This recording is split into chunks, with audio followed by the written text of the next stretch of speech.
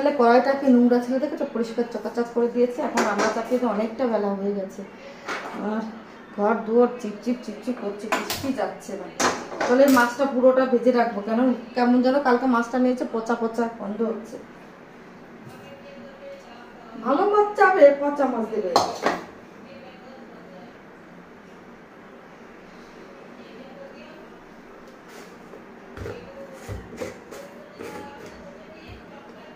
চলো লবণটা দিয়ে সব ভেজে রাখবো না।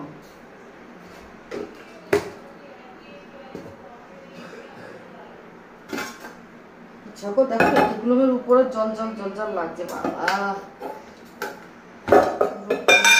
বর্ষাটা তো বিরক্ত করতে।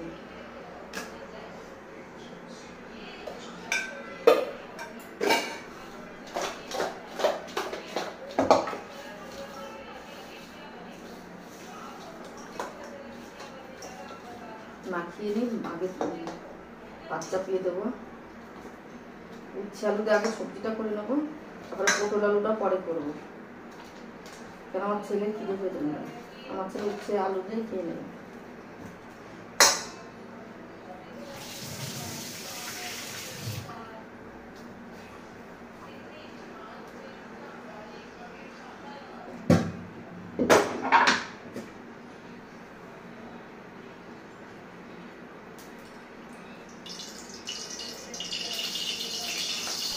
দেখো মাছটা সেদিন নিয়ে এসেছিলো, খুব গন্ধ, মানে কি বলবো, গন্ধ হচ্ছে। তার জন্য পুরোটা মাছটা ভেজে বেশিরভাগই রান্না করার চেষ্টা করবো সবটাই। কেন বলো তো, আজকে রান্না করে পুরো ফুরিয়ে দেবো। আমরা মাছ খেতে একদম পছন্দ করি না, এক পিস হলে যথেষ্ট। 2 পিস করে খেতে যাওয়া মানে আমাদের অনেক কষ্টকর, আর ভালো লাগে না।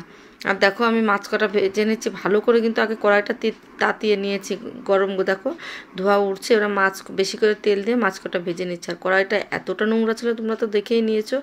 কড়াইটা সুন্দর করে মেজে নিয়েছি। এবার লুচি করেছিলাম, তারপরে কি করেছি ভুলে গেছি, তা এই দেখে এরকম হয়েছে। একটা ছোট্ট কড়াই কিনবো গো, লুচি খাওয়ার জন্য আমার আছে। ননস্টিকের কড়াই ছিল, ননস্টিক কড়াই বেশি দিন কেমন যেন হয়ে যায়। ননস্টিক কড়াইটা আমি তেল রেখে রেখে আমি খারাপ করেছি, কেউ দোষ নাই গো, আমার দোষ। তাই দেখো এখন উচ্ছে রান্না করবো, আর একটা মশলা করে তরকারি করবো।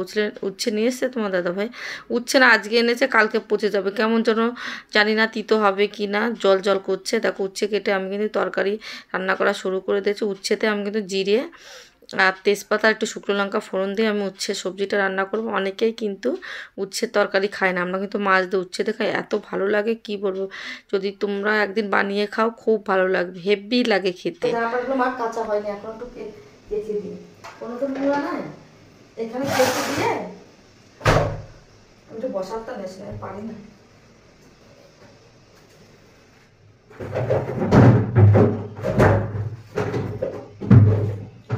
ভয় লাগে সব জায়গা, এখন বর্ষাকাল তো একটু বসে নি, না বসে বাবা ওই যে গেছিলাম পায়ে যে কি ব্যথা কি বলবো। জল লাগবে না, লিকুইড দিয়ে তো।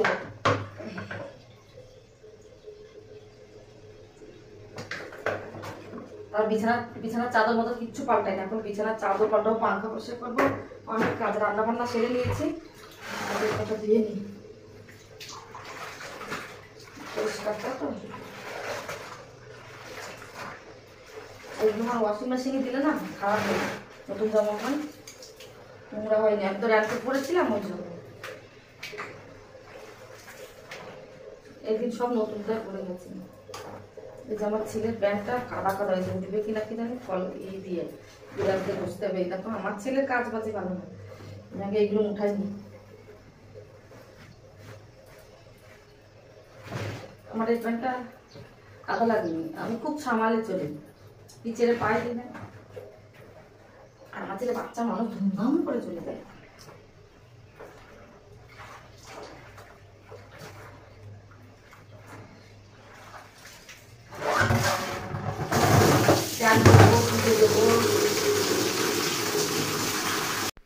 দেখো ঘুরতে গেছিলাম, ঘুরতে যেয়ে কী হয়েছিল, তখন তো জামাকাপড় নোংরা হয়ে গেছিলো, বৃষ্টি হচ্ছিলো, ওই জন্য এই দুদিন আর কাচতে পারি না। আজকে ভাবছি কেচে দিই, আজকে একটু রোদ্দুর রোদ্দুর ভাব, রান্নাবান্না সব কমপ্লিট হয়ে গেছে।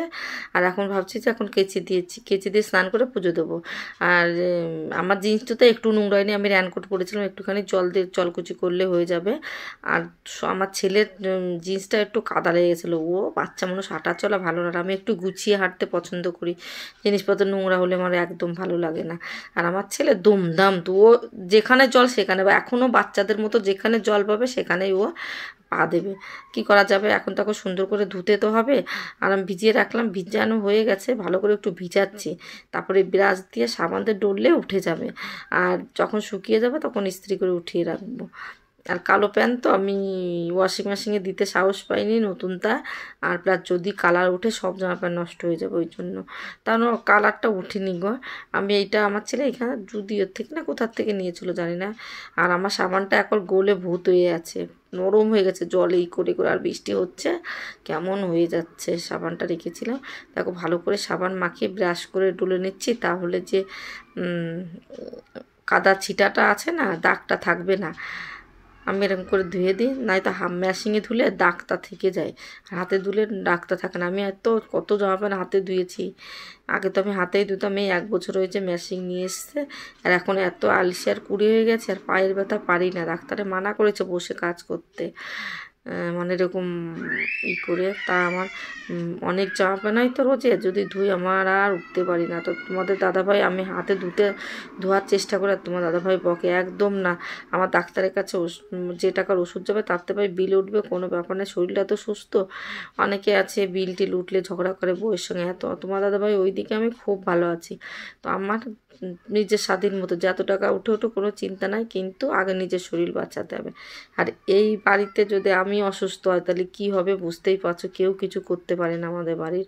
ওই জন্য আমাকে আগে সুস্থ রাখার চেষ্টা করে। আর কি বলতো, কাজটা যতই ওরা করুক আর না করুক, আমাকে সুস্থ রাখার চেষ্টা করে, যে না সবাই, আমার ছেলেও তোমাদের দাদাভাই, যে না ও সুস্থ থাক, নয়তো ক্যান করবে সারাদিন, ঘরের কাজ ওরা দেখতে পাচ্ছ।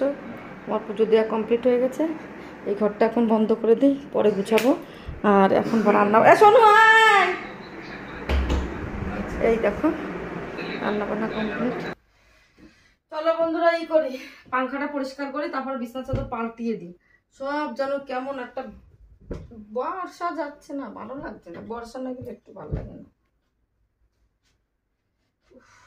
পায়েও সেরকম ব্যথা, মরণ ব্যথা, বড্ড উঠবো সেই। বাবা জয় মাতাজি, ভাল লাগছে না, বুঝতে পারছো বন্ধুগণ। উঠে পড়লাম, তুম করে পড়ি তো, যে টুকরি নোংরা হয়েছে, প্রতিদিন করবো করে হচ্ছে না, কাজ করবো এই না, আজকে না। দেখো খাওয়া দাওয়ার পরে সব কাজ কমপ্লিট হয়ে গেছে, এখন বেডরুমটা পরিষ্কার করতে এসেছি, স্নান ট্যান করা গেছে, দেখতেই পাচ্ছ মাথা ঘষেছি।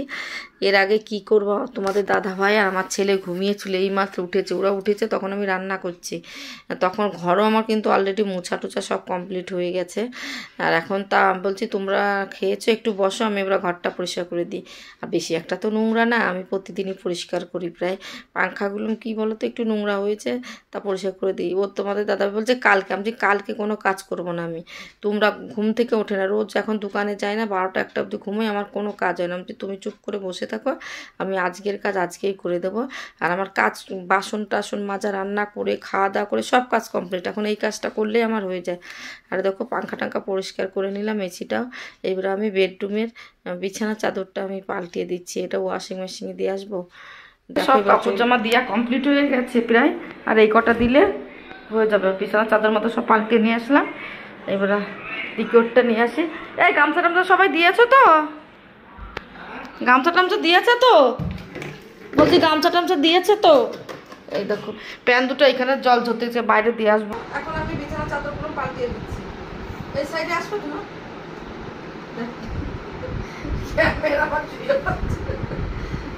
আমাকে ক্যামেরাম্যান কেড়ে যদি দরকার হয় আমাদের নিয়ে দেবো। আজকে আবার এইটা পাচ্ছি, পাচ্ছি এটা আজকে কিন্তু তোমাদের দাদাভাই মোবাইলটা ধরে দিচ্ছে, দেখো ঠিক আসছে কিনা বলবে। তো শুয়ে পড়ে আছে, একটা আমাদের ছোট খাট আছে, উঠছে না, ভালো করে তুলতে শুয়ে শুয়ে যেটা হয় হবে সেইটা করে দিচ্ছে। তো এমনি করে দেয় না, যেটা করছে ওটাই খুশি গো। আমি দেখো এই বিছানার চাদরটা আজকে পেতে নিচ্ছে, আমার কাছে তো অনেক কটাই বিছানার চাদর আছে, ভাবছি আজকে এটা পেতে নিই। আর এটার সঙ্গে কোনো নেই, বালিশের কভার, গোল বালিশের কভার কোনো কিছুই নাই, কভারগুলো নেই, আলাদা আলাদা যেগুলো আছে ওইগুলো ইউজ করব। আর এবারে দেখো বিছানার চাদরটা তো এখন আমার কাঁদতে হচ্ছে, কি বকা বকেছে তোমার দাদা ভাই। বাবা বাবা জ্বলে যাচ্ছে না গো। এই দেখো পেঁয়াজ কেটেছি, আমার চোখ দিয়ে এত জল বেরোচ্ছে, চোখ জ্বলে যাচ্ছে, দেখতে পাচ্ছ না? দেখো কাছে নিয়ে দেখো, এই দেখো